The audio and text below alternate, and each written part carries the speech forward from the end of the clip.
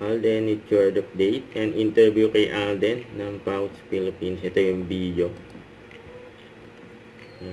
Pouch ko, kwentuhan with Alden Richards, you know.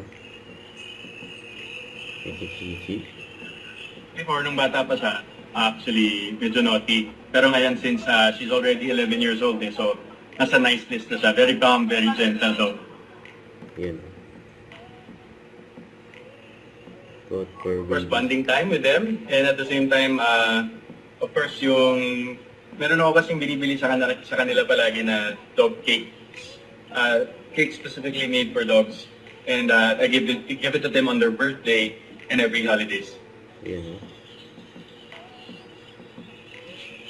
I think it's love and compassion. That's what we can give our pets. And of course, the animals that we are surrounded with. And to those naman sa mga wala pang mga kasama sa household nilang mga animals, I think one of the things that we can give out also is time and support for animal welfare institutions. I think that's one thing na mabibigay natin with this specific community for it to foster and para mas marami pa tayong matulungan. You know, animal lover yan si Alden. Hello to my Casino Plus fam. Thank you so much for tuning in to our Christmas Lucky Draw. Congratulations din sa lahat ng winners. And grabe, sobrang nakakatuwa marinig ang inyong mga kwento at reactions live sa ating stream. Catch Christmas Lucky Draw every 11 a.m. at the Casino Plus Facebook page.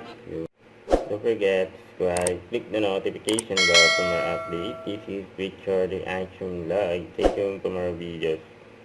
See ya.